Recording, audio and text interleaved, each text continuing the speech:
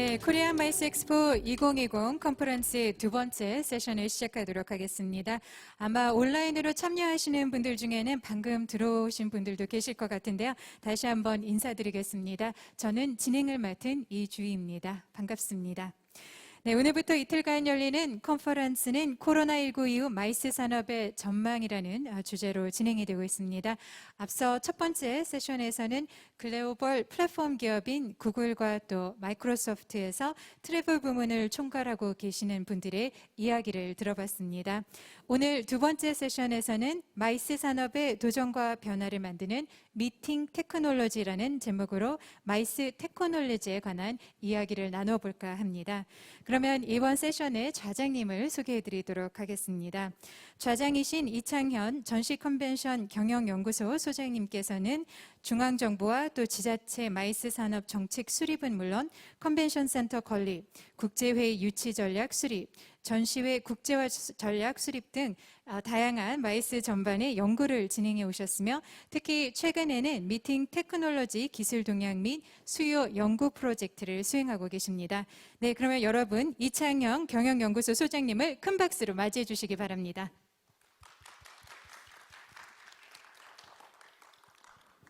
네, 안녕하십니까. 방금 소개받은 이창현입니다. 오늘 이렇게 뜻깊은 자리에 같이 하게 돼서 사실 감사한 마음이고요. 사실 올 한 해는 그 어느 때보다 우리 이제 마이스 산업에 종사하고 계신 분들이 큰 어려움과 함께 새로운 변화를 경험을 하고 있습니다. 특히 이제 코로나 이슈로 인해서 여러 가지 우리 산업에 그동안 경험하지 못했던 큰 변화가 발생을 하고 있는데요. 특히 이제 이렇게 그 어려운 상황에서 무엇보다 테크놀로지 활용에 대한 인식이 크게 증가를 하고 지금 현재 오프라인에서 행사가 개최되지 못하는 상황에서도 이런 테크놀로지를 활용을 해서 행사를 계속 이어가는 흐름들이 이어지고 있습니다. 이렇게 이제 미팅 테크놀로지는 그 마이스 산업이 저성장 시대에 어떤 돌입을 하고 있는데 여기에서 새로운 성장을 이끌 새로운 동력으로 평가받고 있습니다. 그래서 오늘 세션의 주제는 앞으로 마이스 산업의 가장 큰 변화를 이끌어 나갈 미팅 테크놀로지를 주제로 준비가 되었습니다. 그래서 오늘 이 마이스 산업의 이런 테크놀로지 활용을 어떻게 할 것인가, 미팅 테크놀로지 활용을 통해서 마이스 산업의 새로운 성장을 모색하는 그런 시간을 가져보도록 합니다. 지금 제 옆에는 그 세 분의 연사와 한 분의 그 토론자가 함께해 주셨는데요. 우선 첫 번째 발표는 아마존 웹서비스 코리아의 방일한 상무님을 모시고 이야기를 들어보려고 합니다. 방일한 상무님은 현재 AWS 코리아의 트래블 앤 트랜스포테이션 부문을 이끌고 있습니다. 국내 대형 항공사, 저비용 항공사 등의 클라우드 플랫폼 서비스를 제공하여 AI, 빅데이터 등 4차 산업혁명 기술을 활용하여 기업이 더 높은 가치를 실현할 수 있도록 돕고 계신데요. 오늘 발표 제목이 인상적입니다. 오늘 발표하실 어떤 발표의 제목은 네버 노멀 시대의 디지털 우선 전략입니다. 그럼 방인환 상무님을 포디움으로 모시고 발표를 듣도록 하겠습니다. 박수 부탁드립니다.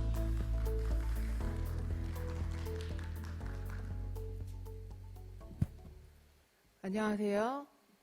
네, 저는 아마존 앱 서비스에서 엔터프라이즈 기업을 대상으로 디지털 트랜스포메이션 전이를 도와드리고 있는 방일환이라고 합니다. 요즘 우리는 한 번도 경험해보지 못한 이 팬데믹 상황을 겪고 있는데요. 저도 이렇게 마스크를 쓰고 발표하는 게 처음이라 굉장히 좀 어색합니다. 모든 것이 참 빠르게 변하고 있죠. 우리가 일하는 방식, 즐기는 방식, 살아가는 방식, 그리고 상품하고 서비스를 제공받는 방식까지. 그래서 이 네버 노멀은 끊임없는 변화를 얘기하고 있습니다. 이런 변화들은 아주 다양한 곳에서도 볼 수 있는데요. 이거는 기술의 변화로도 볼 수가 있습니다. 사실 경제적인 관점이나 비즈니스적인 관점에서 볼 때 이런 변화들이 새로운 기회를 만듭니다.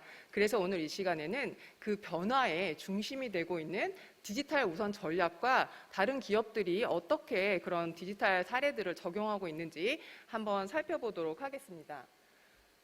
오늘 다룰 주제는 이렇게 크게 4가지입니다. 내용은 사실 그렇게 어렵지 않으니 편하게 들어주시면 좋을 것 같습니다.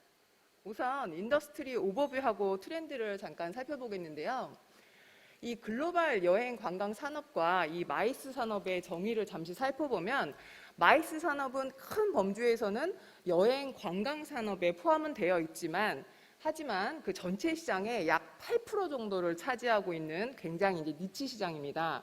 그래서 오늘 여기 오신 분들은 이뿐만 아니라 전체적으로 큰 범주에서 여행 관광 산업이 다른 기업들이 어떻게 이 네버 노말 시대를 좀 대응하고 있으며 어떤 디지털 트랜스포메이션 전략을 가지고 있는지 좀 아이디어를 가지고 이 마이스 산업에 적용을 해보시면 굉장히 큰 도움이 되실 것 같습니다. 그래서 먼저 트래블 앤 하스필리티 산업을 잠깐 살펴보면요. 글로벌 경제에서 8조 8천억 달러의 기여를 하는 산업입니다. 그러니까 글로벌 부문에서도 두 번째로 빠르게 성장하는 산업이고요. 근데 물론 이거는 코비드-19 이전의 이제 데이터죠. 그만큼 규모가 큰 산업이었고요. 전 세계 10명 중에 1명은 이 해당 산업의 종사자일 만큼 그 글로벌로 굉장히 규모가 큰 산업이었죠. 그래서 저희 AWS도 이런 항공, 호텔, 여행 서비스, 그 다음에 저희가 이제 트래블 앤 하스필리티 그리고 이제 트랜스포테이션까지 저희 글로벌로도 AWS 내에서도 굉장히 중요한 조직으로 분류가 되어 있고요. 특히 이 산업들을 잘 살펴보시면 디지털화, 디지털 전략, 디지털 트랜스포메이션하고 굉장히 그런 이점을 많이 볼 수 있는 산업입니다. 그래서 저희와 지금 함께 디지털 트랜스포메이션을 하고 있는 좀 기업들을 간략하게 이제 소개를 드리면요. 항공업에서는 뭐 코리아네어, 싱가포르 에어라인, 그다음에 퀀타스와 같은 이제 국적기 항공사부터 시작해서요. 보시면 뭐 라이언에어나 에어아시아, 이지젯 같은 이제 저비용 항공사 이런 분들도 다 클라우드 환경으로 이제 옮기면서 디지털 퍼스트 전략을 수립을 하고 있고요. 호텔 산업에서 보면 전통적인 호텔 체인인 이제 하얏트부터 저희가 소위 말하는 스타트업 기업 같이 이제 야놀자나 에어비앤비 같은 경우도 지금 그 디지털 트랜스포밍을 하고 있고, 뭐 부킹닷컴이나 스카이스캐너 같은 이제 여행 서비스 기업들도 AWS와 함께 디지털 트랜스포메이션을 하고 계십니다. 그래서 이 네버 노말 시대의 비즈니스하고 이제 코비드-19 이후에 어떻게 비즈니스를 다음 단계를 정리하고 있는지 한번 살펴보겠습니다. 최근에 저희 그 스킵부트하고 아마존 웹 서비스가 제휴를 해서요. 그 공동으로 이제 그 설베이를 했습니다. 그러니까 전 세계 1000개 이상의 항공사, 여행사, 숙박 기업을 대상으로 설문조사를 진행을 했었는데요. 주목할 만한 것은 이제 코비드-19을 대응하기 위한 방안으로 78%의 응답자가 디지털 트랜스포메이션이 가장 중요하거나 중요하다라고 답변을 주셔서 디지털 트랜스포메이션에 대해서 얼마만큼 지금 중요한 화두인지를 잘 알 수가 있었는데요. 특히 저희가 2020년에서 2021년 조직의 최우선 과제는 무엇인지 이제 C레벨 분들도 포함을 해서 여쭤봤습니다. 답변은 61% 이상의 기업이 2020년에서 2021년도는 높은 고객 경험을 제공하는 것이라고 답변을 주었습니다. 되게 당연한 얘기 같지만 이제 고객에게 모두 집중을 한다는 거고요. 특히 저희가 이번 그 설베이 하면서 대한항공의 이제 장성현 부사장님의 인터뷰를 진행을 했었는데요. 대한항공 같은 경우는 디지털화는 안전 다음으로 대한항공에게 최우선 과제다. 그리고 기내에서의 경험이 지상에서 경험하는 것 그 이상으로 나아지지 않는 한 결국 대한항공의 비즈니스를 이룰 수 있다라고 이제 코멘트를 해주셔서 제가 저게 굉장히 이제 인상적이어서 오늘 저 코테이션만 좀 가져와 봤는데요. 자, 그러면 이 네버 노말을 준비하기 위한 요구 사항들은 어떤 게 있을까요? 불확실성이 점점점 이제 커져가고 있습니다. 그래서 소비자의 요구가 변하고 있죠. 특히 온라인으로 요새 같은 경우는 굉장히 빠르게 변화하고 있습니다. 그리고 이제 가상 업무 환경이 이제 증가됨에 따라서 안정성하고 이 가상 업무 환경에서의 그 생산성 확보가 굉장히 이제 중요한 화두가 되고 있고요. 그렇기 때문에 조직은 이렇게 빨리 변하는 사업 환경에 대응을 하셔야 됩니다. 그래서 민첩성을 조직이 가지고 가는 게 굉장히 중요해지고 있고요. 그래서 결론은 기업은 혁신 문화를 좀 바탕으로 기존에 갖고 계시던 이제 사업 메커니즘을 좀 과감하게 깨셔야 되고요. 고객을 중심으로 한 조직의 민첩성을 확보하고 디지털 트랜스포메이션에 지금 집중을 하셔야 됩니다. 그래서 이 네버 노말 시대의 디지털 인게이지먼트 요구가 굉장히 많이 늘어났죠. 이제 저희 사실 아마존 웹 서비스에서도 다양한 클라우드 서비스를 제공을 하고 있는데요. 특히 최근에는 원격 모바일 작업자들이 급속하게 증가하면서 지금 저희가 제공하는 이제 미팅, 근무 지원 툴들이 곽강을 아주 많이 받고 있습니다. 그래서 예를 들면 이제 온라인 커뮤니케이션 통화 환경을 제공하는 아마존 차임이라는 솔루션, 그리고 저희는 이제 그 어디서든지 그 사내에 정보나 이제 데이터를 접속할 수 있는 이제 클라우드형 데스크탑 환경을 저희가 사용을 하고 있고, 또 저희가 저런 솔루션을 제공을 하고 있고요. 특히 이제 주목할 만한 서비스는 아마존 커넥트라고 해서 이제 콜센터 기반의 클라우드 기반의 콜센터 솔루션입니다. 이제 저 솔루션을 쓰게 되면 이제 재택근무 환경에서 이제 상담원분들이 재택을 하면서 이제 소비자들의 콜을 받을 수가 있고요. 이분들의 슈퍼바이저나 이제 매니저분들은 이제 집에서 재택을 하시면서 이제 그런 콜 트렌드나 이제 상담원분들의 액티비티나 이런 것들을 볼 수가 있기 때문에 상호 간에 굉장히 업무의 효율성이 이제 증가가 되겠죠. 그래서 잠깐 이제 저희 같은 경우는 이제 뭐 잘 아시겠지만 아마존이 미국에 본사가 있고, 저희 같은 경우는 이제 글로벌 뭐 컨퍼런스도 굉장히 많고요. 이미 이전에도 사실 이런 화상회의나 이런 게 굉장히 사실 익숙해져 있습니다. 하지만 요새는 거의 모든 사내 교육도 저희가 그 아마존 차임이라는 솔루션을 통해서 하고 있고요. 고객하고 미팅도 저희가 전부 다 이 아마존 그 차임을 통해서 진행을 하고 있습니다. 굉장히 손쉽게 사용을 할 수 있는데요. 아마 여기 계신 분들이나 보고 계신 분들이 저런 거는 글로벌 기업에서만 익숙한 게 아닐까 해서 제가 최근 이제 국내 기업 사례를 한번 소개를 드리려고 합니다. 아마 여러분 광고에서 많이 보셨죠? 그 대한항공하고 현대카드가 그 항공사 전용 PLCC 카드를 이제 성공적으로 이제 출시를 했는데요. 사실 저거는 코비드 이전부터 기획이 되어 있었던 건데, 이제 코비드-19 상황에 닥치면서 사실 한 번도 만나지 않고 개발자, IT 기획자, 파트너사 현업이 모두 이제 재택근무를 하면서 이런 프로젝트를 수행을 했습니다. 이미 이제 대한항공 같은 경우는 인프라 자체가 워낙 이제 유연한 환경을 갖추고 있었기 때문에 사실 가능했던 얘기이기도 한데요. 이제 국내 기업에서도 이렇게 이제 대규모 프로젝트를 재택으로 서로 화상회의나 이제 원격 솔루션들을 이제 활용을 해서 진행을 한 사례가 됩니다. 앞으로는 아마 이런 것들이 점점 더 많이 확산이 될 거라고 예상이 됩니다. 자, 이렇게 고객 경험들이 달라지고 있는데요. 이제 기업들은 어떻게 대응을 하고 있는지 한번 살펴보도록 하겠습니다. 먼저 이제 대한항공 사례인데요. 대한항공 같은 경우는 사실 코비드 이전부터, 코비드-19이 발생하기 이전부터 디지털 퍼스트라는 전략을 계속 강조를 했습니다. 그 기사에도 굉장히 많이 나와 있고요. 그래서 전체 가지고 있는 IT 인프라를 다 클라우드로 넘기는, 그러니까 데이터나 이런 걸 모두 클라우드로 넘겨서 이제 IT 환경을 굉장히 이제 유연하게 갖추게 됐고요. 이제 그러다 보니까 당연히 디지털 퍼스트 전략이 수립이 됐었고, 그래서 코비드-19 이전에 많은 부분 코어 시스템들이 이제 클라우드로 넘어가면서 이번에 이제 그 코비드-19이 발생을 하면서 발빠르게 화물 시스템을 업데이트를 할 수가 있었습니다. 그래서 뭐 기사에도 보시면 아시겠지만 여객 노선은 감축하고 화물 시스템을 이제 늘리는 그런 것들을 굉장히 이제 빠르게 의사결정을 내려서 진행을 할 수가 있었고요. 이로 인해서 이제 새로운 뭐 화물 요구에 대응하기 위해서 화물 운항 스타트업하고 이제 기업들과 협업을 했었는데요. 이런 사업의 유연성을 확보할 수 있었던 것도 디지털 퍼스트 전략을 먼저 삼았기 때문에 가능했던 일입니다. 또한 이제 또 하나는 위생과 개인화가 굉장히 중요해졌습니다. 이제는 누구도 공항에서 남이 터치한 키오스크에 터치하려고 하지 않고요. 기내에서도 다른 사람이 이제 터치했던 그 엔터테인먼트 시스템에 터치를 하지 않습니다. 그러면 기업은 뭘 준비해야 될까요? 이제 개인 디바이스에서 모든 걸 해야 하기 때문에 모든 엔터테인먼트 시스템이 잘 이제 접속할 수 있도록 그런 이제 환경을 마련해 줘야 됩니다. 그만큼 소비자의 요구가 많이 변하고 있고 대응해야 되는 것들이 이제 달라지는 게 되겠죠. 그래서 코비드-19 이후에 여객 그 수요 회복에 대응하기 위해서 데이터 드리븐된 개인화 서비스를 준비를 하고 있고요. 이게 이제 다 완성이 되면 탑승부터 도착까지 전 과정에서 하나의 고객을 위한 맞춤형 서비스를 제공을 하게 됩니다. 두 번째는 이 메리아라는 호텔인데요. 이 호텔은 아시겠지만 이제 호텔 업계가 가장 크게 타격을 입었었죠. 그래서 코비드-19 상황에서 매출이 급격하게 감소를 했습니다. 그래서 빨리 결정을 해서 클라우드로 모든 IT 인프라를 옮겼고요.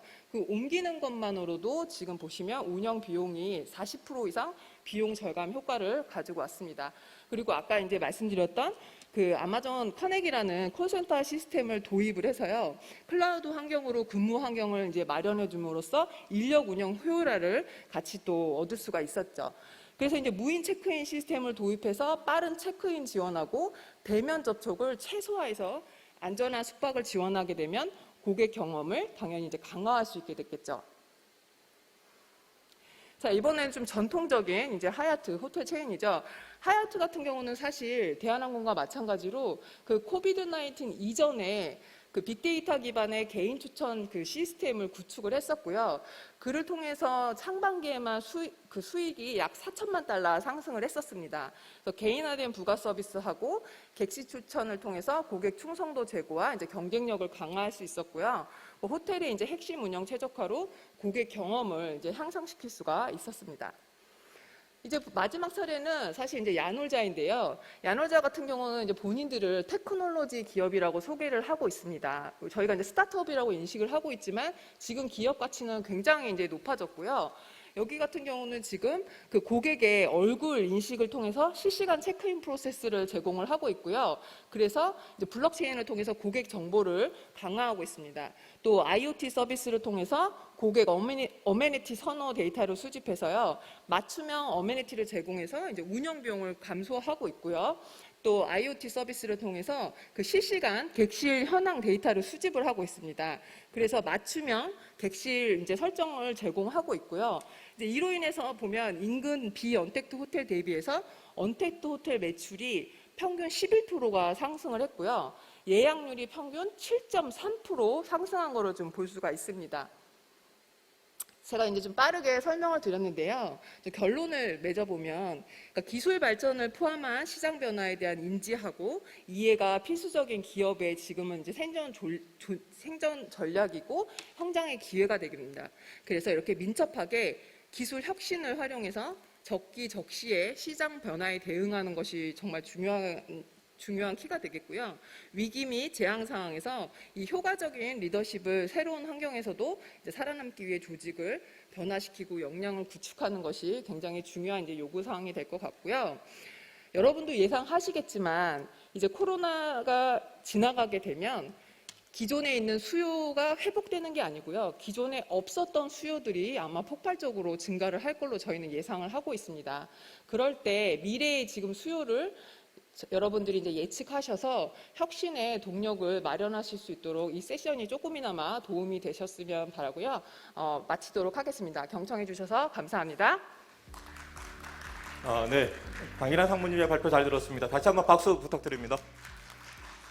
예, 그 여행과 하스피탈리티 산업, 즉 아까 박인환 상무님께서 항공, 그다음에 호텔 이런 숙박업계가 어떻게 디지털 트랜스포메이션을 진행을 하고 있고 어떤 성과를 보이고 있는지를 좋은 사례와 함께 잘 설명을 해주셨는데요. 이러한 여행과 숙박, 호텔이라고 하는 것은 사실 마이스 산업과 밀접한 연관을 가지고 있죠. 왜냐하면 마이스 참가자들이 행사 참가를 위해서는 이 여행과 숙박과 같은 하스피탈리티 서비스를 이용할 수밖에 없기 때문입니다. 실제로 그 유럽에서는 이미 이 마이스 산업에서도 이러한 디지털 트랜스포메이션이 실제로 이루어지고 있습니다. 독일의 대표적인 전시장 중에 하나인 쾰른 메세 같은 경우는 이미 이제 2년 전에 그 전시장 전체를 에 대한 어떤 디지털 트랜스포메이션 이미 사업을 추진을 했고 그 프로젝트를 우리나라 기업인 삼성 SDS가 그 프로젝트를 추진을 해서 성공적으로 마친 바 있습니다. 이제 국내에서도 이 마이스 산업의 어떤 디지털 트랜스포메이션에 대해서 고민을 해야 될 시기가 아닌가. 특히나 이제 코로나 이후 이러한 테크놀로지가 이 산업을 주도하는 그런 이슈로 부각하는 시점에서는 더욱 그러한 것 같습니다. 네, 이제 다음으로는 최근 비대면 회의 이 서비스가 급격하게 증가를 하고 있는데요. 이 때문에 매우 바쁜 일정을 보내고 계시는 분입니다. 시스코 시스템즈의 조익성 부장님을 모셔보도록 하겠습니다. 조익성 부장님은 25년간 국내 UC 업계에서 각종 프로젝트와 컨설팅을 수행을 해왔습니다.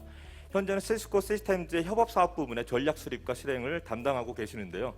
오늘은 하이브리드 오피스와 미팅 테크놀로지에 대한 이야기를 해주신다고 합니다. 네, 조익성 부장님을 포디움으로 모시겠습니다. 박수 부탁드립니다.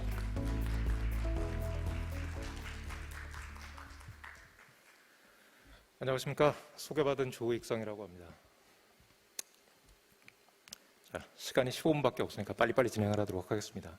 하이브리드 오피스라고 저희가 제목을 정했는데 아직도 시스코 그러면 그냥 라우터 스위치 네트워크 장비 만드는 회사로 알고 계시는 분들이 많습니다. 저희가 이 사업을 시작한 지가 20년이 넘었고요. 저희가 서버도 만들고 단일 보안 회사로도 제일 큰 회사입니다. 그래서 시스코의 아키텍처 중에서도 제일 재밌는 아키텍처가 이 콜라보레이션 아키텍처고요. 예전에 여러분 그 스마트 오피스라는 얘기들 많이 들어보셨을 겁니다. 근데 이제 스마트 오피스라는 얘기는 한물 가고 다들 하이브리드 오피스 얘기를 씁니다. 왜 쓰는지 한번 보시죠. 자, 오늘 진행할 내용은 이렇습니다. 미팅 테크놀로지의 수준을 알아보자 그랬잖아요. 보통 이제 글로벌 벤더들 나와서 얘기하면은 저 고공에 있는 얘기들 합니다. 뭐가 좋고 뭐 어떻게 되고. 제 얘기는 오늘 좀 다른 게 여러분이 가지고 있는 돈으로 직접 살 수 있는 테크놀로지의 수준을 말씀을 드릴 겁니다. 그리고 그 테크놀로지 수준만 좋다고 그냥 다가 아니라 그거를 우리 사무실에 갖다 놨을 때, 우리 전 시장에 갖다 놨을 때 나한테 실질적으로 어떤 도움을 줄 수 있는지 그거를 제가 간략히 요약을 해서 말씀을 드리고 마치도록 하겠습니다. 오늘 얘기는 그냥 기술에 관한 얘기가 아니라 기술이 사람하고 공간의 관계를 어떻게 바꿔놓을 수 있는가에 대한 얘기라고 보시면 되겠습니다. 자, 하이브리드 워크 스타일. 기본적으로 한번 보시죠. 지금 우리가 겪고 있는 일이 작년 이맘때만 하더라도 상상할 수 있는 세상이었습니까? 전혀 아닙니다. 제가 그냥 보도자료들만 뚝뚝 끊어가지고 나왔습니다. 방송국이 문을 닫고 대기업이 문을 닫고 신의 직장이라고 하죠. 그 좋은 공기업이 인원 감축을 하는 그런 시대입니다. 이제는 대학생들도 화상회의하고 재택근무하지 않는 회사에는 취직도 안 하겠답니다. 그래서 우리나라에서 제일 잘 나가는 회사 100군데에다가 물어봤습니다. 재택근무하세요? 합니다. 10중 9은 합니다. 어떤 형태로 하세요? 다양하게 합니다. 상교대로 하기도 하고 또 지원자를 받아서 하기도 하고 돌려가면서 하기도 하고 나머지 기타는 무슨 얘기인지 저도 잘 모르겠습니다. 이런 시대인데, 자, 예전에 우리 3월 이전에 팬데믹 선언하기 이전을 한번 가만히 생각을 해보시죠. 아침에 일어나면 회사에 가는 게 지상 과제입니다. 지금은 반대죠. 사무실 나오려면 허락받으라 그래요. 자, 앞으로 요즘 이제 백신 소식도 속속 들려오곤 하는데 이게 위드 코로나가 될지 애프터 코로나가 될지는 아무도 모릅니다. 근데 한 가지 중요한 사실은, 우리가 지금 정확히 알고 있는 사실은 뭐냐면 재택근무, 원격 화상, 그거 내가 써봤더니 쓸만하네 라는 경험을 우리 모두가 가져버렸다는 거예요. 그래서 이 경험을 애프터 코로나가 됐든 위드 코로나가 됐든 전부 다 버리고 갈 것이냐? 그렇지는 않을 것이라는 거죠. 왜냐하면 기업들의 관점에서 이게 돈이 된다는 걸 깨달아 버렸기 때문입니다. 그래서 이걸 실제로 돈 될 수 있는 상태로 만드는 거를 하이브리드 오피스, 하이브리드 워크 스타일이라고 합니다. 그럼 이걸 과연 기업들이 어떻게 돈으로 만드는지를 한번 보시죠. 자, 보시면 회사 안에 있는 사람들이 똑같은 화상회의 똑같이 나눠준다 그래가지고 똑같이 쓰고 끝나는 게 아닙니다. CEO라든가 세일즈 상무님 이런 분들은 대외 업무들이 많으세요. 길에 있는 시간도 많고 집에 있는 시간도 많고 사무실에 있는 시간도 많고. 자, 이런 분들은 자기가 가지고 있는 커뮤니케이션 수단들을 전부 다 대외적으로 오픈을 시켜줘야 됩니다. 반면에 극단적인 예를 들면 이제 공장에서 생산하시는 분 내지는 건물을 관리하시는 분, 이런 분들은 재택근무가 불가능하세요. 또 그 중간선상에 계시는 분들도 있죠. 이런 분들한테 각자 자기에 맞는 통신수단을 오픈시켜줄 수 있는 굉장히 유연한 시스템이 필요합니다. 자, 한번 정리를 해보면 이후에 애프터 코로나 또는 위드 코로나의 사무실은 부동산이 아닙니다. 물론 기존 오피스의 역할도 하죠. 근데 재택근무하는 사람들하고 사무실에 나와 있는 사람들 사이에 시큐어하고 심리스한 채널을 연결을 해주는 베이스 캠프의 역할을 하는 것이 앞으로의 오피스의 주된 역할입니다. 또 한 가지는 세상에 동동 떠서 우리 회사만 일하는 거 아닙니다.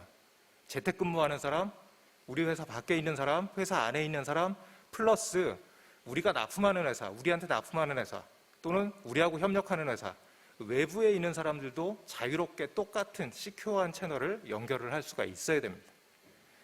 이 채널을 제공을 할 수 있는 베이스 캠프의 역할을 할 수 있는 오피스를 저희가 하이브리드 오피스라고 불러요.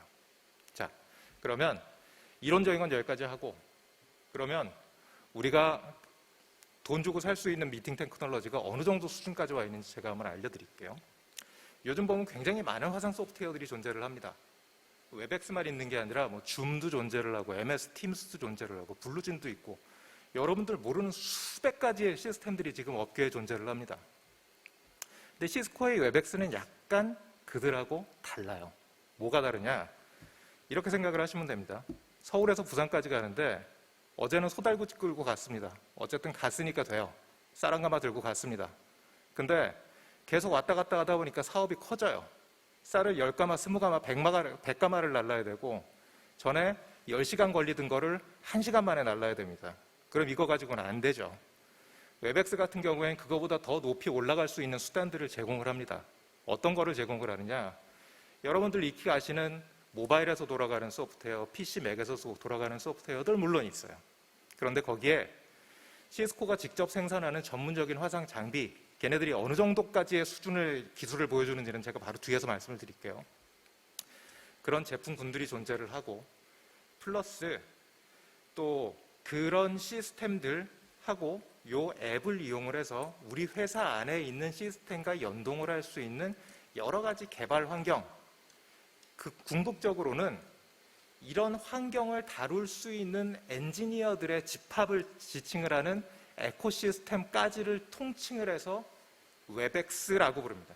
그래서 여타의 시스템들은 앱, 소프트웨어, 솔루션이라고 하지만 웹엑스는 플랫폼입니다. 플랫폼이 뭐예요? 라고 하시면 IT 분야가 아니신 분들한테 제가 간단하게 말씀을 드릴게요. 여러분들 카카오톡 많이 쓰시죠? 카카오톡은 겉보기엔 보면 메신저의 형태를 띠고 있습니다. 근데 카카오톡의 메신저라는 껍데기를 벗겨놓고 보면은 전자상거래 플랫폼이에요. 그 안에서 뭐 여러 가지를 팝니다. 이모티콘도 팔고 생일 케이크도 팔고 그죠? 자, 웹엑스라는 것도 보면 겉보기에는 그냥 소프트웨어로 보이지만 그 소프트웨어라는 껍데기를 한꺼풀 걷어놓고 보면 기업 내에서 커뮤니케이션을 하고 싶은 모든 것을 담고 있는 플랫폼이다. 우리 회사 그룹웨어하고 연동해서 이런저런 기능을 만들어 주세요. 문제 없어요. 해외에 나가 있는 사람한테 뭐 이런저런 기능을 하고 싶어요. 문제 없어요. 그런 기능을 갖고 있는 플랫폼이다. 그것이 다르다라고 보시면 됩니다. 그러면 웹엑스는 국제적으로 어떤 위상을 가지고 있느냐? 이게 뭐 작년 1년 통계가 아니라 지난 9월 한 달 통계입니다. 글로벌. 5억 9,200만 명이 썼고 8,800만 개의 미팅이 열렸고 259억 미닛을 소화를 했습니다. 전 세계 25개의 전용 IDC가. 단 한 달간의 통계. 그럼 국내는 얼마 안 쓰는 거 아니에요? 많이 씁니다. 작년 9월 한 달 동안만 국내에서 110만 개 이상의 미팅이 열렸습니다. 들어간 사람만 연인원 900만 명 이상이에요. 즉 엔터프라이즈 유저들 내지는 대학에 있는 유저들의 대부분은 웹엑스를 쓰고 있습니다. 국회에서 국정감사도 최근에 웹엑스 가지고 하셨죠. 자, 웹엑스가 다른 점 또 하나 가지는 뭐냐면 기존에 보면 웹엑스는 사람들 개개인한테 자기의 개인 룸을 줍니다. 어차피 화상회의라는 거는 현실에 있는 미팅룸을 흉내낸 겁니다. 근데 뭐하러 이 사람 저 사람 다 들어가는 퍼블릭 룸을 흉내를 내고 있습니까? 우리 사장님 들어가는 전용 방을 흉내를 내는 게 최고입니다. 그래서 웹엑스는 전 직원들한테 개인 룸을 주는 시스템을 기본적으로 지향을 해요. 그 다음에 이게 시스코가 만들고 있는 여러 가지 미팅 디바이스들입니다.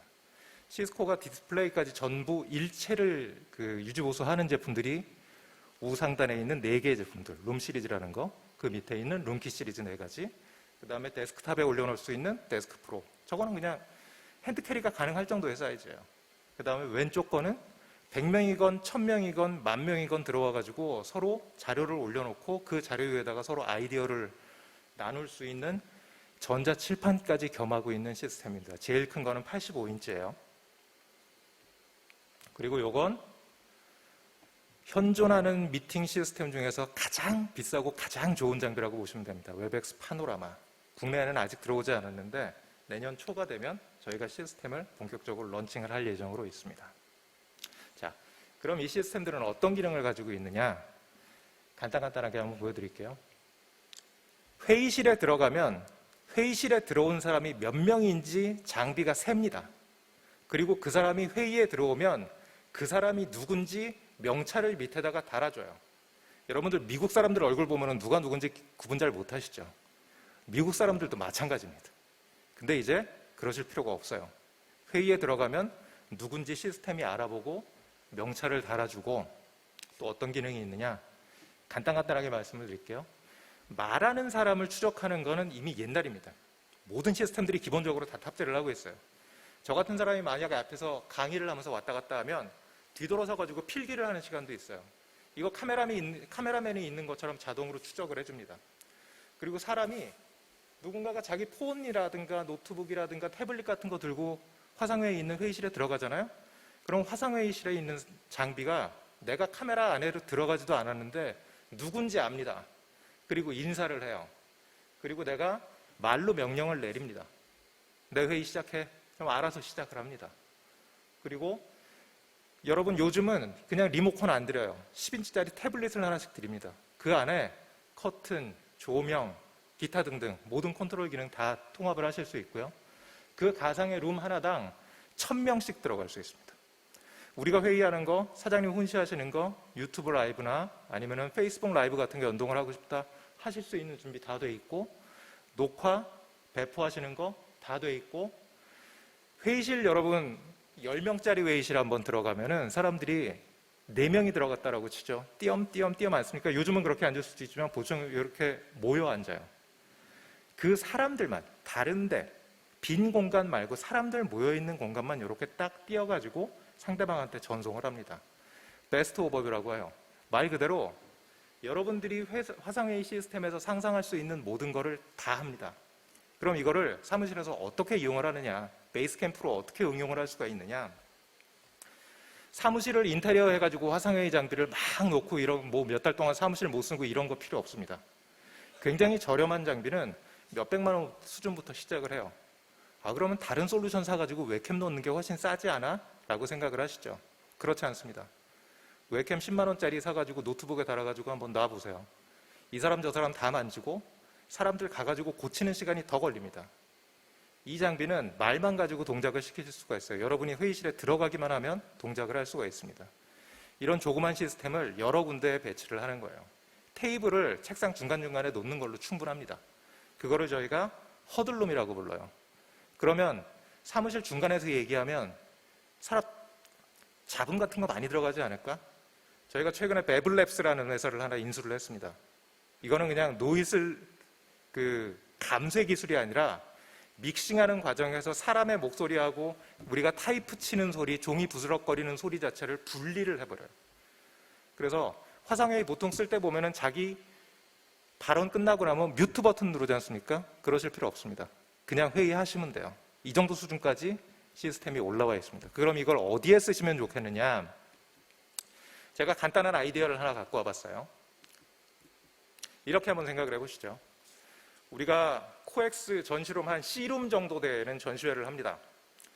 일반 전시인들은, 일반 관람객들은 우리가 저기 보시면 이제 저기 짐벌이 있어요. 여기에 모바일을 태워가지고 한 5분 정도에 한 번씩, 우리 보통 보면 이제 에이전트라 그러죠. 알바생들 출발을 시키면 되고, 바이어들은 자기가 참가하고 싶은 웹엑스 링크를 준 다음에 전담 에이전트를 하나씩 배치를 하면 됩니다. 그러면 그 사람이 지시하는 대로 가가지고 보여주고, 부스에 가가지고 상담을 하고, 그 사람하고 좀 더 심도 있는 대화를 하고 싶다라고 하면 핸드 캐리 할 수 있는 장비를 붙여놓은 노이즈 리덕션 기능이 있는 저 시스템 앞에서 바이어하고 직접 상담을 하면 됩니다. 이게 지금 현재 구현이 가능합니다. 가능합니다. 앞으로 나와요. 더 좋아져야죠. 이게 아니라 지금 현재 구현이 가능한 시스템이에요. 자, 결론 한 가지만 말씀드리고 마치도록 하겠습니다. 미팅 테크놀로지의 키워드는 하이브리드인데 이것만 가지고는 되지 않습니다. 이것만 가지고는 되지 않습니다. 재택근무를 할 때 제일 중요한 게 뭐냐면 우리 직원들에 대한 믿음을 갖는 겁니다. 그거를 제일 저는 강조를 드려요. 우리 직원들이 일을 하고 있지는 않을까 천만에. 제일 먼저 믿음을 가져야 되고, 그리고 직원들이 뭔가 구조화된 일을 할 수 있도록 인사 시스템도 가져가고 일을 시키는 시스템도 바꿔야 됩니다. 그 다음에 하이브리드 테크놀로지가 필요해요. 저런 플랫폼이 필요합니다. 그리고 이를 통해서 지금 가지고 있는 거를 때운다고 생각하지 말고 이런 새로운 프로세스를 우리 회사에 새롭게 정착을 시킨다라고 생각을 하시는 것이 앞으로 필요한 자세라고 생각을 합니다. 이걸로 제 발표는 마치도록 하겠습니다. 감사합니다. 네, 감사합니다. 조희성 부장님 발표 잘 들었습니다. 하이브리드 오피스 플랫폼을 주제로 말씀을 좀 해주셨는데요. 오늘 우리 행사도 하이브리드 행사죠. 오프라인에서 이렇게 행사가 개최되지만 또 온라인 테크놀로지를 활용을 해서 온라인으로도 이 행사를 경험할 수 있도록 구축을 했습니다. 실제로 이제 마이스 산업에서도 앞으로의 미래의 지배적인 행사 모델은 하이브리드 행사가 될 것으로 전망을 하고 있습니다. 그러한 행사를 효과적으로 개최를 하기 위해서는 이러한 솔루션들을 잘 활용을 하는 것이 중요해질 것 같습니다. 오늘 발표 감사드리고요. 자, 이제 마지막 발표입니다. 네, 오늘의 마지막 발표는 마이스 벤처 기업에서 모셨습니다. 올 한해 이제 코로나 상황 때문에 전시회가 개최가 취소가 되거나 연기가 되거나 또 일부 행사는 또 가상으로 온라인 행사로 전환을 하고 있는데요. 오늘 마지막 발표를 맡으신 이제 허민재 대표님께서는 온라인 박람회를 주제로 말씀을 해주실 예정입니다. 이 허민재 대표님은 삼성 엔지니어링 소프트웨어 스타트업의 프로젝트 관리와 사업 개발을 두루 거쳐서 2018년 중소벤처기업의 지원으로 현재 오픈부스 회사를 창립을 해서 운영을 하고 계십니다. 성공적인 온라인 박람회의 전략과 방향에 대해서 허민재 대표님을 모시고 들어보도록 하겠습니다. 큰 박수 부탁드립니다.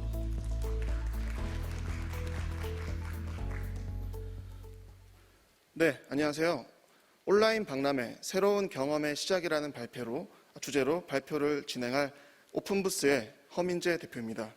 먼저 간략하게 저희 오픈부스에 대한 소개를 잠시 드리겠습니다. 저희는 온라인 박람회 개최 가능한 구축 플랫폼과 그리고 개최 운영 서비스를 통합해서 제공하는 온라인 박람회 개최를 위한 통합 솔루션을 제공하는 스타트업 팀입니다. 저희는 코로나 이전인 2019년부터 온라인 박람회를 전문적으로 개최를 해왔고 현재까지 총 14건 그리고 한 박람회 최대 약 2.5만 명의 관람객 그리고 최대 컨택트 128건을 발생시키면서 주최 담당자 분들의 좀 더 빠르고 편하게 구축 가능하고 그리고 전문성 있게 개최 가능한 솔루션을 제공하고 있습니다. 저희는 다양한 온라인 박람회를 수행을 하면서 현재 박람회 시대는 격변기라고 생각을 하고 있습니다. 그래서 저희는 생각을 했습니다. 정말 다양한 온라인 박람회 형태가 생성이 되면서 과연 어떤 사용자 경험을 제공을 해줘야 온라인 박람회가 진정한 문화로 발전할 수 있을까 고민을 하고 있습니다. 그리고 이 자리에서 어떤 사용자 경험이 가장 중요한지 몇 가지 설명을 드리고자 합니다. 저희는 우선 박람회는 하나의 컨텐츠라고 생각을 합니다. 그리고 사람과 사람이 만나는 문화라고 생각을 합니다. 저희가 문화라고 생각한 이유는 직접적인 일반적인 관람객의 경험으로서 찾을 수 있었는데요.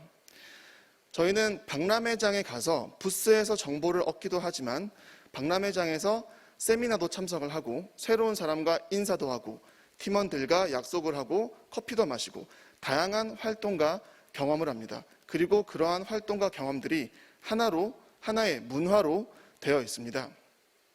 그래서 저희는 온라인 박람회 또한 마찬가지로 오프라인과 같은 경험의 가치를 제공해 줘야 된다고 생각을 합니다. 그래서 저희는 온라인 박람회를 다양한 컨텐츠들이 모여있는 컨텐츠 컨테이너라고 정의를 하고 그리고 이 컨텐츠들을 다양한 환경에서 그리고 다양한 소비 경험을 제공하는 컨텐츠 참여 환경이 가장 중요한 요소라고 생각합니다. 그럼 이 컨텐츠 참여 환경을 어떻게 하면 더 최적화시킬 수 있을까요? 저희는 크게 세 가지를 보고 있습니다. 첫 번째는 컨텐츠 퀄리티, 그리고 두 번째는 사용자 친화적인 환경, 그리고 마지막으로는 비언어적 신호를 통한 간접적인 커뮤니케이션입니다. 하나하나 좀 짚어서 설명을 드려보겠습니다. 컨텐츠 퀄리티는 기본적으로 가장 중요한 사용자 참여를 유도하는 방법입니다. 아주 잘된 기업 구성에는 양질의 컨텐츠가 생성이 될 거고, 그리고 양질의 컨텐츠는 사용자의 높은 관심도를 이끌어내고 결국 참여로 이끌어내는 가장 기본적인 구조라고 말씀드립니다. 실예를 하나 설명을 드리자면, 보시는 것과 같은 화면은 실제로 저희가 개최했었던 온라인 박람회에 참가했던 기업의 부스입니다. 모든 기업들에게 동일한 컨텐츠 영역을 제공드렸는데, 그 중에서 뛰어난 기업들은 컨텐츠 퀄리티에 투자를 많이 하셨고, 결과적으로는 굉장히 다양한 사용자의 참여를 유도하면서 아주 성공적인 사례를 만들어낸 케이스를 확인할 수 있었습니다. 두 번째는 사용자 친화적인 환경입니다. 저는 사용자 학습을 최소화하는 것이 사용자 참여를 최대로 이끄는 방법이라고 생각합니다. 좀 쉬운 예를 설명드리겠습니다. 지금 보시는 지도는 서울의 지하철 지도입니다. 하지만 보시다시피 조금 보기 불편합니다. 다음은 좀 더 정돈된 지도입니다. 확실히 보기 편하실 겁니다. 저는 온라인 박람회에 처음 관람하시는 관람객들이 특정 여행지를 처음 방문하는 관광객과 똑같다고 생각을 합니다. 그런 처음 특정 지역을 방문한 관광객에게 어려운 지도를 주면 어떨까요? 저는 더 즐기지 못하고 다른 지역으로 이동할 것 같습니다. 온라인이라는 공간은 무한한 자유의 공간입니다. 그렇기 때문에 가장 사용자 친화적이고 익숙하고 편안한 사용 환경을 제공하는 것이 가장 최적화된 사용자 경험을 제공하는 요소라고 말씀드릴 수 있겠습니다. 네, 마지막으로는 비언어적 신호입니다. 사람들 간의 커뮤니케이션 할 때 직접적인 언어적 요소보다 오히려 간접적인 비언어적 요소가 오히려 더 상황을 이해하고 상대방의 말을 이해하는 데 도움이 된다고 합니다. 저는 온라인 박람회 또한 마찬가지라고 생각을 합니다. 실제로 온라인 박람회가 구성이 되면 메인 컨텐츠가 있고 거기에서 사용자들에게 컨텐츠를 전달합니다. 하지만 우리는 실제로는 온라인에서 아주 다양한 활동을 하고 있습니다. 그러면 그런 다양한 활동을 정보화하고 간접적인 컨텐츠로 재생산을 해서 사용자들의 의사결정을 도움이 되는 대로 활용을 하고 결국 메인 컨텐츠로 이동할 수 있는 경로를 제공해 줄 수 있다면 저는 사용자들에게 더 풍부한 참여 환경을 제공해 줄 수 있다고 생각합니다. 네, 하지만 기술적인 어려움은 분명히 존재합니다. 실제로 행사를 주최하시는 주최 담당자분들께서 이러한 모든 기술적인 이해도를 가지고 개최를 성공으로 이끄는 것은 굉장히 어렵다고 생각을 합니다. 지금 보시는 플로우 같은 경우는 플랫폼의 특정 기능의 사용자 플로우입니다. 아주 일부분에 국한 기능인데요. 저는 이런 것들은 굳이 주최 담당자분들께서 모든 걸 이해하고 준비하는 것은 현실적으로 맞지 않다고 생각합니다. 하지만 현재는 온라인 박람회 하나를 구성하기 위해서 개발과 개최가 모두 공존하고 있습니다. 저는 개발과 개최는 철저히 분리되어야 된다 생각을 하고 있고, 그리고 주최 담당자분들은 개최의 컨텐츠 퀄리티에 굉장히 역량을 집중을 해야 된다고 생각을 합니다. 왜냐하면 온라인 박람회는 컨텐츠이기 때문이죠. 실예를 하나 더 설명드리겠습니다. 보시는 행사는 저희 플랫폼에서 개최했던 한국도서관협회가 개최한 전국 도서관 대회입니다. 실제로 부스를 다 포함한 구축 기간은 총 1개월 정도 소요가 됐었고, 그리고 약 20개의 전시, 세미나 세션이 구성되었습니다. 그리고 약 만여 명의 방문객 트래핑이 발생을 했고, 그리고 유료 관람객은 약 2,400여 명이 등록을 하시면서 결과적으로는 추정치긴 하지만 약 70% 이상의 높은 이익률이 발생을 하는 것을 확인할 수 있었습니다. 이 주최하시는 분들 경우는 초창기 프로젝트를 진행할 때부터 개최와 개발은 분리해서 생각을 하고 개최 쪽에 모든 역량을 집중을 해달라는 말씀을 지속 드렸고 결국은 성공적인 개최로 이어질 수 있었습니다. 네, 저희는 온라인 박람회 그리고 박람회에 대해서 다시 원점으로 돌아가서 깊게 고민을 하고 있습니다. 과연 온라인이 오프라인을 대체할 수 있을까요? 저는 이미 하이브리드 전시 문화는 시작되었다고 생각을 합니다. 그래서 기존에는 온라인이 오프라인의 기능적 보완제에 불과했다면 이제는 온라인이 오프라인과 융합이 되어서 고객 만족을 기존보다 2배, 10배 더 넘어서 100배까지 달성할 수 있는 방향으로 나아가야 된다라고 생각을 하고 있습니다. 저희가 2019년에 저희 박람회 개최를 준비할 때 제가 직접 한 통의 전화를 받았습니다. 원거리에 있는 지역의 분이셨고 조금 몸이 불편하신 분의 전화를 받았습니다. 그리고 제게 한마디 여쭤보셨습니다. 이제 온라인에서 개최가 되니까 본인도 참가하고 참여를 할 수 있나요? 저에게 물어보셨습니다. 저는 그때 생각을 했습니다. 기술이 다양화되고 점점 발전하면서 적용 산업이 넓어지고 있습니다. 하지만 그 끝은 사람에게 있어야 된다고 생각을 합니다.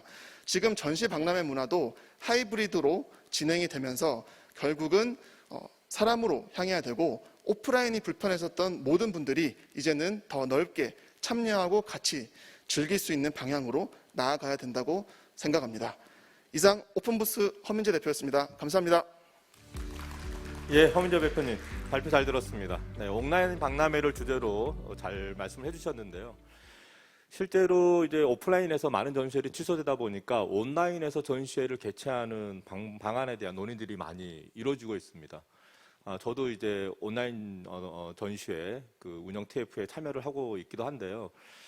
그럼에도 불구하고 온라인 전시회는 사실은 온라인 전시회 기업들이 참여를 하는 것이 과연 효과가 있느냐, 온라인상에서 부스를 만들어서 디지털 마케팅을 하는 것이 효과가 있느냐와 관련해서는 또 여러 가지 논란도 있는 것이 사실입니다. 하지만 그럼에도 불구하고 아까 허민재 대표께서 이제는 단순히 온라인이 오프라인 행사의 보완제를 넘어서서 고객의 경험과 만족을 높이는 데 굉장히 더욱더 중요한 역할을 할 것이라고 말씀하셨는데 이전보다 이러한 온라인 행사가 갖는 역할들은 더욱더 중요한 역할들을 맡게 될 것 같습니다. 예, 오늘 이렇게 그 세 분의 연사를 모시고 발표를 들었는데요. 오늘 또 아직 소개를 드리지 않은 한 분 패널이 참석을 하고 계십니다.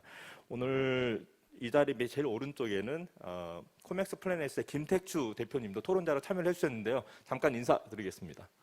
네, 박수 부탁드립니다. 네, 감사합니다.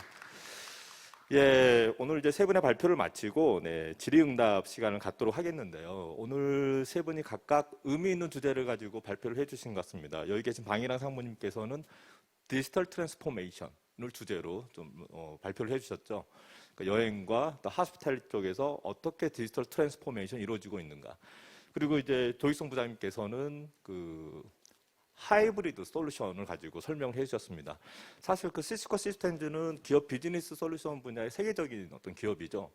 그래서 사실은 그런 기업 솔루션 안에 사실 기업들이 또 여러 가지 그 내부 회의도 굉장히 많이 있게 됩니다. 아까 보여주신 그 미팅 건수의 그 숫자들 보고 깜짝 놀랐는데요. 이러한 솔루션들을 이제 우리 업계가 적극적으로 활용하는 것도 좀 중요해지고 있습니다. 그리고 아까 허민재 대표님 아까 말씀해 주셨는데 온라인, 즉 가상 행사 를 주제로 말씀해 주셨습니다. 그리고 각각 트랜스포메이션, 디지털 트랜스포메이션, 하이브리드 솔루션, 그리고 온라인 행사 그 테마를 가지고 말씀을 해주셨는데 제가 먼저 질문을 드리기 이전에 김택주 어떤 패널 대표님께 한번 그 기회를 먼저 드리는 게 좋을 것 같습니다. 세 분이 각각 말씀을 해주셨는데 아마 여러 가지 들으시면서 또 김택주 대표님도 여러 가지 생각을 많이 하셨을 것 같은데 그 연사분들께 좀 궁금하신 부분들, 그 질의하고 싶으신 분들에 대해서 질의를 해주시고 연사분들께서 답변을 좀 해주시면 좋을 것 같습니다. 네, 감사합니다. 코맥스 플래닛의 김택주라고 합니다. 일단은 세 분 모두 말씀을 해주신 거에 저는 사용자의 경험이 중요하다라고 말씀 주신 거에서 굉장히 좀 격하게 공감을 하고 있거든요. 결국은 이 온라인 영역이나 하이브리드 영역이 성공하고 성장하기 위해서는 그 접근성과 진입 장벽을 낮춰주는 게 활성화하는 데 가장 중요하다라고 생각을 하고 있습니다. 그런 면에서 예를 들면 저희가 넷플릭스나 유튜브나 왓챠 같이 어떤 젊은 세대들이 이제 그런 시스템에 열광하는 이유가 어쨌든 자기의 취향을 존중해주고 어떤 큐레이션 기능을 제공해주고 AI 알고리즘을 통해서 어떤 본인이 가지고 있는 성향이나 목적이나 이런 부분을 잘 정확히는 아니지만 최대한 반영해서 어쨌든 제시해 주는 것들 이런 것들도 참가자나 사용자의 입장에서 굉장히 중요하다라고 생각하거든요. 근데 이제 오늘 세 분의 일단 먼저 그 방일환 대표 상무님하고 우리 조익성 부장님 말씀을 사실 저는 이제 개인적으로는 굉장히 미팅 테크놀을 좋아하고 격하게 공감하는 사람 중에 하나인데 사실 지금 말씀 주신 상당 부분이 사실 대기업이라든지 지금 어떤 인프라를 가지고 있는 시설들 쪽에서 할 수 있는 기능들이 어느 정도 조금은 더 있는 것 같아요. 근데 이제 저희가 산업적인 측면에서 산업에 종사하는 사람들이 그거를 어떻게 좀 더 쉽게 사용할 수 있는지 저희가 이제 사용자 입장에서도 이렇게 비용적인 측면이나 아니면 사용적인 측면이나 어떻게 하면 좀 더 쉽게 다가갈 수 있는지 보편적으로 다가갈 수 있는지를 좀 궁금합니다. 네, 방일환 상무님께서 먼저 한번 답변해 주시면 좋을 것 같습니다. 네, 그 질문이 굉장히 이제 크고 범위가 넓은데요. 그러니까 사실 뭐 이런 지금 화상 회의 시스템이나 지금 저희가 변해가고 있는 것 중에서 기술을 좀 빠르게 채택하는 게 아마 대기업이나 이런 데가 조금 더 빠를 거라고 생각은 듭니다. 그런데 또 한편 생각해 보면요, 그렇게 큰 뭐 글로벌 조직이나 이제 대기업 같은 경우는 또 조직 내에서 뭐 조직의 문화라든지 또 이런 부분이 이제 바뀌어야 됩니다. 아까 보시겠지만 뭐 재택근무를 하면서 혹은 뭐 화상회의를 하면서 어떻게 그 직원들의 이제 효율성이나 이제 이런 것도 고민을 해야 하지만 반대로 저는 이제 스타트업이나 이런 분들한테는 더 많은 또 기회가 있다고 사실 생각을 합니다. 뭐 간단하게 설명드리면 여행을 한번 예를 들어보면 저희가 여행 산업이 가장 크게 피해를 사실 코로나로부터 직격탄을 맞고는 있지만 이제 다시 생각해 보면 다시 여행에 대해서 다들 재정의를 하고 있어요. 특히 젊은 세대가 이제 받아들이는 여행은 솔직히 이제 보시면 뭐 AR, VR 스타트업 같은 경우가 요새 굉장히 많이 활발하게 이제 활동을 하고 있는 걸로 알고 있고요. 이제 여행에 대한 욕구가 사라지진 않습니다. 그래서 제가 아까도 말씀드렸듯이 이런 수요들이 사라지지 않고 코로나 이후에는 더 많은 수요들이 폭발적으로 늘어날 것이고 대기업보다는 이렇게 좀 스타트업이나 규모가 작은 기업들이 뭐 조직 문화와 상관없이 새로운 것들을 받아들이면서 이런 기술을 적용할 수 있거나 또 저희 AWS 안에서도 그렇고 이제 중소기업 지원이나 이제 이런 부분들이 사실 프로그램이 많이 활성화가 되어 있습니다. 그래서 그런 부분과 접목을 해서 신기술이나 이런 것들을 좀 접목을 한다고 하면 얼마든지 저는 좋은 이제 기회들이 많다고 생각이 듭니다. 네, 감사합니다. 네, 조익성 부장님. 잘 들리세요? 예. 일단 포춘 500대 기업의 95%가 웹엑스를 공식 인프라로 채택해서 씁니다. 말씀하신 전형적인 대기업들이죠. 근데 이제 저희가 아카데미 프로그램이 있어요. 국내에서도 여러 대학에 씁니다. 이제 동국대가 이제 제일 처음에 테이프를 끊었고 홍대 뭐 이런데 구체적인 금액을 밝히기는 어렵지만 대학하고의 약속 때문에 이거는 비용을 받는다라기보다는 우리가 웹엑스하고 계약을 했어라는 거에 대한 표시 정도의 비용을 해요. 자, 그럼 이제 너무 낮은 비용하고 너무 높은 비용하고 이제 중간에 있는 좀 작은 기업이라든가 전시업계는 좀 싸게 쓸 수 있는 방법이 없어? 라는 거에 대한 비판을 저희도 많이 받았어요. 그래서 지난 10월에 저희가 이제 요 가격 체계를 플렉스라고 하는데 플렉스 3.0이라는 가격 체계를 저희 내부적으로 런칭을 했습니다. 지금 이제 파트너 교육이 다 끝났고 이제 흔히 말씀하시는 줌이 싸서 쓰신다는 부분이 많아요. 그거보다 쌉니다. 시스코가. 저희도 이제 많이 반성을 했고 또 아까 보여드린 장비 중에 이를테면 55인치 서로 어노테이션이 가능한 전자칠판 제품 저런 거 연구소라든가 대학에서 많이 씁니다. 근데 가격이 좀 비싸요. 1,000만 원이 넘습니다. 그래서 저희가 제일 가격이 낮은 코덱, 룸킷 미니라고 하는 거하고 삼성전자의 플립2라고 굉장히 고성능의 전자칠판이 있습니다. 대신에 이제 저희 제품보다는 가격이 낮아요. 양 본사에서 결합을 해가지고 굉장히 저렴한 제품군을 내놨습니다. 그래서 말씀하신 것처럼 시스코도 웹엑스라든가 관련 제품군들의 가격을 좀 더 합리적이고 접근 가능한 쪽으로 내리도록 많이 노력을 하고 있고 이거는 시스코뿐만이 아니라 업계에서 공통적으로 사실은 이제 경쟁하는 차원에서 시스코가 이렇게 먼저 모범을 보이면 같이 내려오고 그래서 앞으로는 좀 더 현실적인 가격이 될 수 있을 거라고 저는 자신을 합니다. 이상입니다. 예, 감사합니다. 혹시 김대국 대표님, 혹시 이렇게 헌미재 대표님께는 혹시 따로 드릴 질문을 잠깐 생각하실 동안 제가 좀 질문 한두 개 더 드릴까요? 예, 사실 오늘 뭐 하이브리드, 온라인 박람회, 그리고 이제 뭐 여행과 하스피탈리티 쪽에 어떤 그런 디지털 트랜스포메이션에 관련된 이야기를 했는데 아마도 이런 것 같습니다. 지금 우리가 다루는 주제가 미팅 테크놀로지인데요. 이 미팅 테크놀로지라고 하는 것이 과연 활용을 했을 때 효과가 무엇이냐. 예를 들면 아까 이제 중요한 키워드 중에 하나가 고객 경험이었습니다. 그러니까 사실 테크놀로지가 활용이 되면서 예를 들면 이런 거죠. 우리가 오프라인 행사를 하는데 이게 온라인 행사를 했을 때 오프라인 행사만큼의 경험, 익스피리언스를 과연 줄 수 있느냐.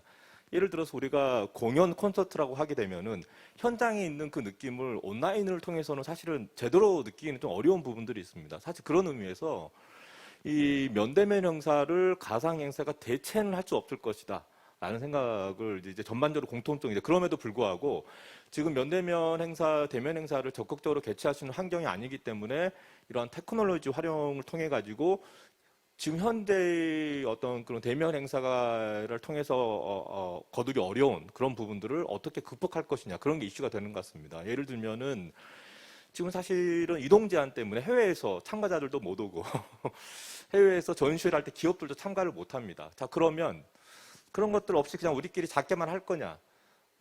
그걸 기술로 극복을 하는 거죠. 오늘 세션에서도 해외에 있는 연사분들이 그냥 기술을 활용하지 않았다면 발표를 못 하셨을 텐데 기술을 통해 가지고 온라인을 통해 가지고 이렇게 실시간으로 우리랑 그런 관련된 지식과 정보를 전달해주고 또 우리가 질의응답을 통해서 이런 식으로 기술이 활용됨으로써 기존의 지금 현재 상황에서 오프라인 행사가 또 제약을 받고 있는데 그런 것들을 일정 부분 극복을 해주게 되는 것 같습니다. 그런 의미에서 앞으로 이 코로나 상황이 종식이 되더라도 아까 그 조익성 부장님께서 말씀해 주셨죠.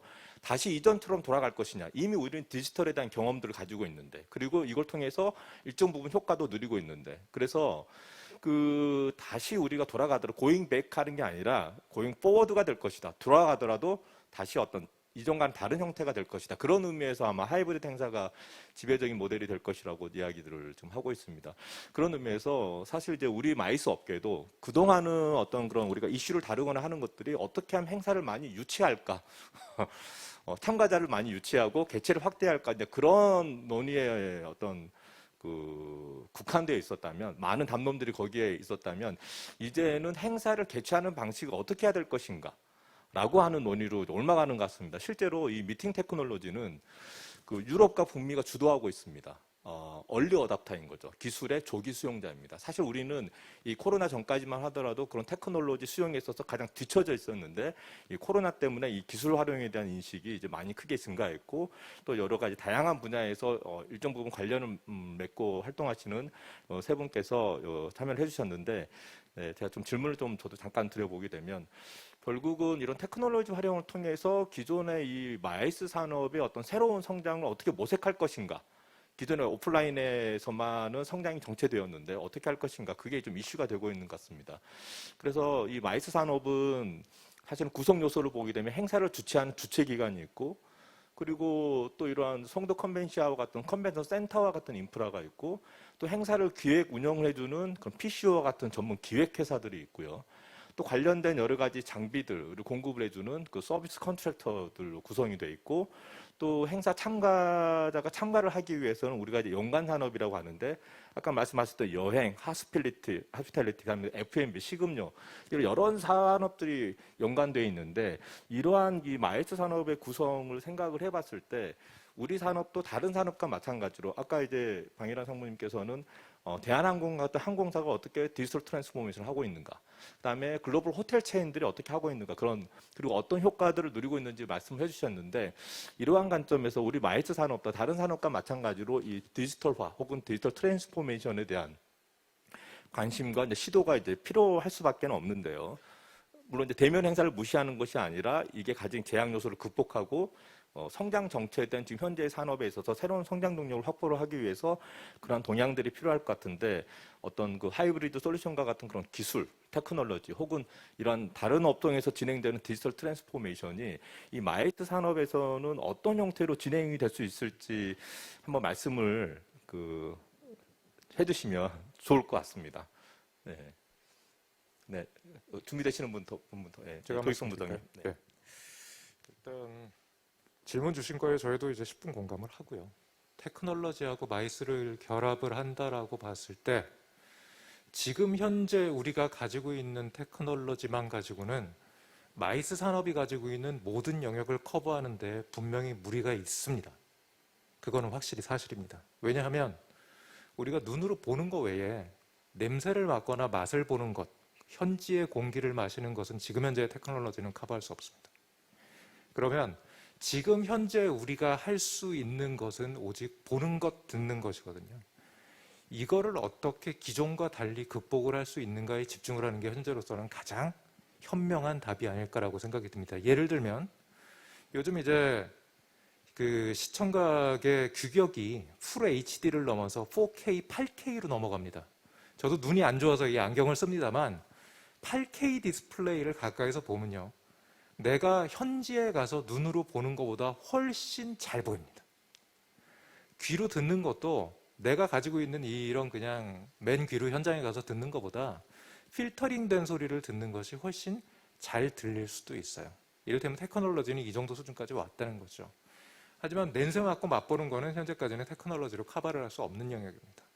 아까도 제가 여러 가지 미팅 테크놀로지를 소개를 드렸습니다만 현재 가장 현장감을 극대화할 수 있는 시각 테크놀로지는 VR이거든요. 근데 이 VR은 미팅을 현장에서 수행을 하는, 현재 가장 많은 매출을 사실 미팅 쪽에서 올리고 있는 기업 쪽에서 사용을 하기에는 역부족입니다. 왜냐하면 그냥 상상을 해보시면 됩니다. 여러분 기업 사장님하고 임원들이 다 곡을 쓰고 회의하는 모습을 한번 상상을 해보십시오. 이건 지금 현재는 적용할 수 없거든요.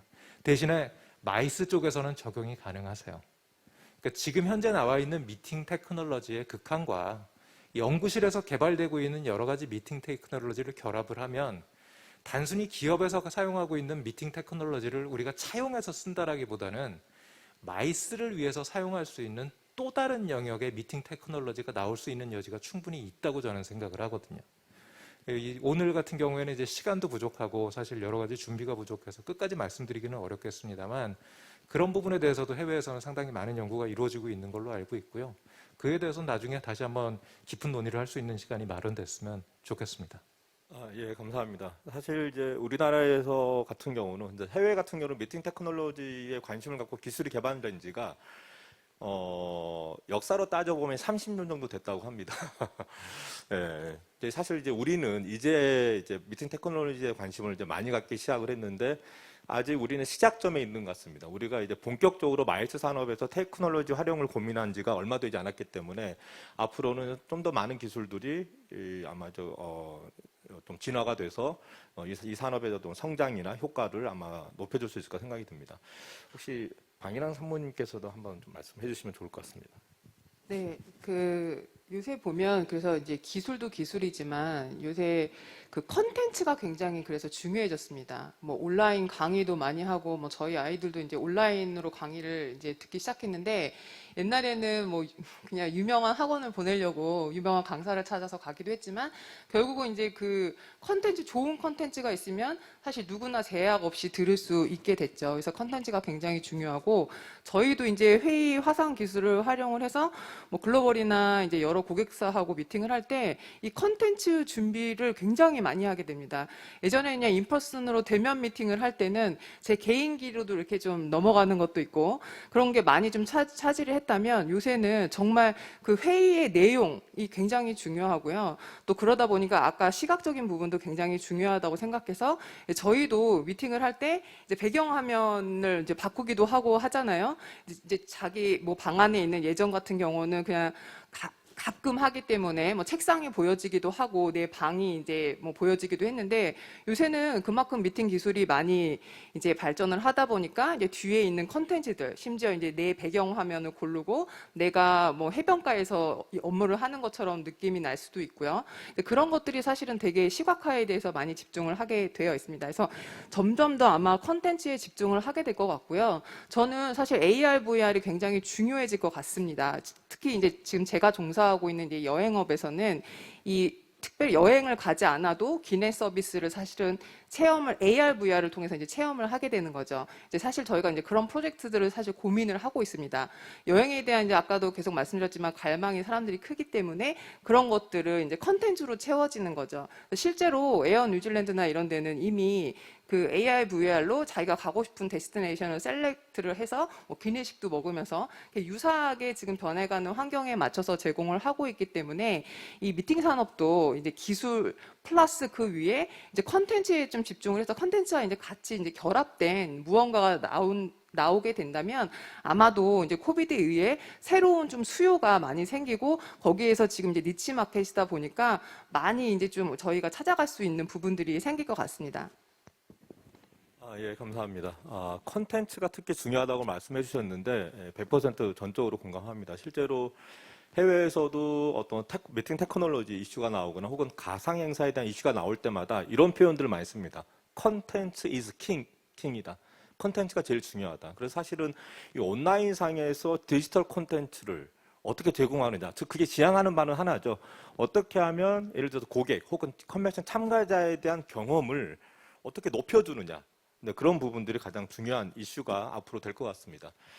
저기 이제 허민재 대표님께 저 하나 좀 질문을 좀 드려보고 싶은 게 이 온라인 박람회와 관련해서는 제가 참여하는 TF에서도 사실 논란이 많습니다. 아직 논쟁이 정리가 되지는 않았는데 이 기업이 예를 들면 삼성전자 제가 참여하는 TF에 이제 삼성전자 멤버도 있는데요. 그러니까 이파라고 하는 베를린에서 개최되는 국제 가전 전시회가 있는데 거기에 실제로 온라인으로 참가를 했는데 임팩트가 하나도 없었다. 뭐가 효과가 있었는지 기억이 하나도 안 난다라고 할 만큼 그 효과성에 대한 의문들이 있습니다. 그러니까 거기 온라인 전시회에 내가 가상으로 우리 제품을 보여주고 또 거기 오는 사람들과 참관객과 혹은 바이어가 만나서 상담을 효과적으로 진행하는 부분들에는 아직 참가업체들이 거기에 익숙하지 않은 측면들도 있고 효과성이나 효율성 면에서 또 우려가 있는 것도 사실인데 혹시 온라인 박람회 참가를 고려하고 있는 참가업체 입장에서는 그런 온라인 박람회를 좀 효과적으로 잘 활용하기 위해서는 어떠한 측면들이 좀 중요하게 될까요? 네, 우선 너무 중요한 말씀 주셔서 감사드리고요. 아까 나왔던 내용에 조금 먼저 앞서서 덧붙여 보면 저는 온라인 박람회 또는 온라인 테크놀로지들이 기존의 마이스 산업의 커버링이라기보다는 익스펜딩으로 나가야 된다고 생각을 합니다. 기존 현재 전체 기업의 수 대비해서 이런 전시회 행사를 참가하는 비율은 전체 대비해서 한 2% 정도밖에 안 되더라고요. 그러면은 98%는 여러 가지 요인으로 인해서 참가를 못하고 있는 게 현실인데 저희는 사실 그런 쪽으로 바라보고 있습니다. 그래서 저희가 대상했던 분들은 오프라인이 좀 불편하지만 무형의 지식 서비스제의 기업분들 대상으로 온라인 박람회 참가와 개최를 직접 진행을 했었고 저희가 개최를 해본 결과 오프라인에서는 2019년 전시산업 통계를 보면 한 부스당 상담 건수가 6건에서 7건 정도인데 저희 온라인 부스 또한 5.4건으로 사실 크게 대동소이했었던 결과가 나왔었거든요. 그리고 참가했던 분들 같은 경우는 내년도에 온라인 박람회 개최를 지금 기다리고 계시고 한 38% 정도의 분들이 재참여를 직접 해주셨습니다. 그래서 실제로 개최했을 때도 유의미한 컨택트가 재미있었던 게 뭐냐면 한 기업 굉장히 기술력이 높은 기업이었습니다. 그리고 R&D에 역량이 충분한 기업이었지만 마케팅 부분에서는 조금 어려운 부분이 있었던 부분인데 미국에서 이 부스를 보시고 컨택을 하셔서 투자 상담까지 진행이 돼서 오프라인에서도 더 디벨롭되는 단계까지 되는 걸 봤었거든요. 그래서 이런 분들 같은 경우는 만족도가 굉장히 높기 때문에 과연 우리가 마이스 산업이 기존의 시장과 기존의 고객들만 바라봐야 되느냐라고 하면 저는 조금 다른 시각과 좀 더 넓힐 수 있는 시각을 가지는 게 좀 현명한 방향이지 않을까라는 생각이 듭니다. 예, 감사합니다. 온라인 박람회가 기존의 오프라인 전시회를 오히려 익스펜딩 할 수 있는 어떤 그런 역할을 할 수 있다라고 하는 측면에 대해서 말씀을 해주신 것 같습니다. 벌써 이제 시간이 이제 마무리할 시간이 되어가지고 이쯤에서 마무리 지어야 될 것 같습니다. 네, 오늘 짧지만 임팩트 있는 발표와 토론을 해주신 이 네 분 발표자와 그 패널 분께 감사를 드립니다. 이것으로 오늘 두 번째 세션인 마이스 산업의 도전과 변화를 만드는 미팅 테크놀로지 세션을 마치도록 하겠습니다. 감사합니다. 네, 활발한 논의와 또 유익한 발표를 해주신 자장님과 발표자분들께 감사의 말씀을 드립니다. 네, 마이스 산업의 미래에 관한 두 번째 세션이 모두 마무리가 되었습니다. 참 새롭고 또 다양한 미팅 관련 기술들이 많이 소개가 되었는데요. 마이스 산업을 어떻게 바꿔나갈지 업계에 계신 많은 분들의 고민과 또 대비가 필요해 보입니다. 네, 이번 엑스포 홈페이지에 보시면 전시존과 또 피칭존에서도 이러한 기술과 관련된 다양한 정보들을 만나보실 수가 있습니다. 네, 자, 오늘 첫 번째 세션에 이어서 두 번째 세션까지 모두 마쳤습니다. 마지막 세 번째 세션은 내일 오후 2시 이곳 송도 컨벤션에서 진행이 됩니다. 물론 온라인으로도 실시간 중계가 될 예정이니 여러분의 많은 참여과 관심 부탁드립니다. 네, 그러면 오늘 함께해 주신 여러분 대단히 감사드립니다. 내일 다시 인사드리도록 하겠습니다. 감사합니다.